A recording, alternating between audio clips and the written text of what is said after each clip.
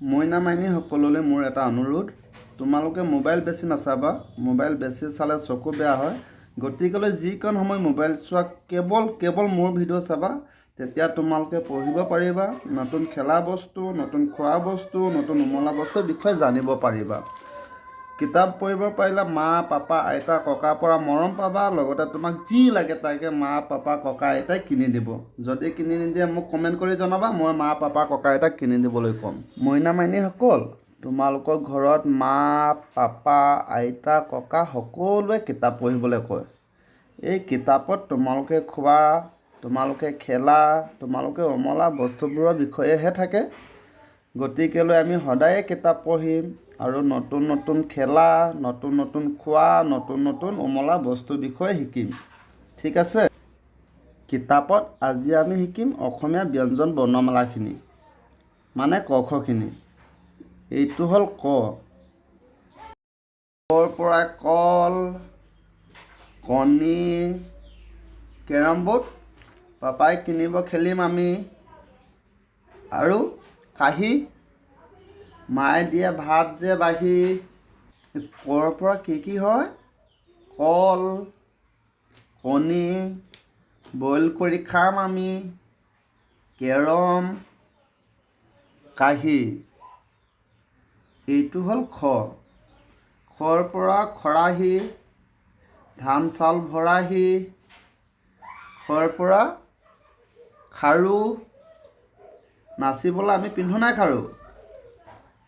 এই খৰ পৰা খিৰিকী, খিৰিকীৰে পোহৰ আহি ভিতৰত পৰেহি। খাম, খামত ভৰাই চিঠি আমি পাম। খৰ পৰা কি হয়? খৰাহী, খাৰু, খিৰিকী, খাম। ঠিক আছে? এইটো হ'ল গ। গৰ পৰা গছ, গৰ পৰা গৰু, গৰ পৰা গাড়ী, গাৰু। তোমালোকে শুনতে গাৰু লোৱা নাই? সেই গাৰুটো অৰ্থাৎ গৰ পৰা গছ, গৰু, গাড়ী, মামা ঘৰত যাম উঠি, আৰু গাৰু। ঠিক আছে? এইটো হ'ল ঘ। ঘৰ পৰা ঘৰ,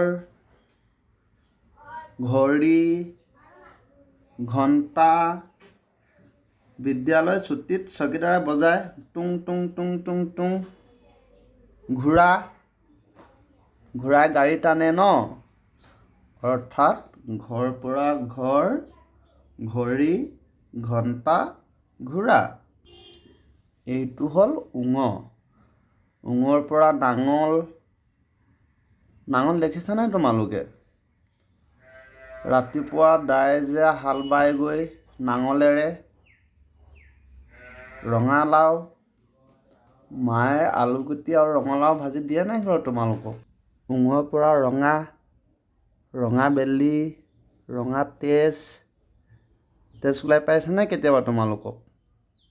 তেজ ৰঙা, ৰঙা। ৰঙালী বিহু, ৰঙালী বিহুত আমি গান গাওঁ, নাচোঁ, ধেমালি কৰোঁ ন? অৰ্থাৎ ওঙৰ পৰা কি হয়?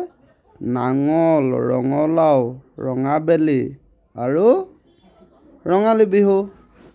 এতিয়া কোৱা, আজি আমি কি শিকিলোঁ? ক, খ, গ, ঘ আৰু ওঙ। ইয়াৰ পিছৰ খণ্ডত বৰ্ণকেইটা শুদ্ধকৈ লিখিবলৈ শিকাম। লগতে ইয়াৰ পিছৰ 5টা বৰ্ণৰ বিষয়েও শিকাম। গতিকেলৈ মোৰ ভিডিঅ'বোৰৰ বিষয়ে গম পাই থাকিবলৈ চেনেলটো ছাবস্ক্ৰাইব কৰি ল'বা।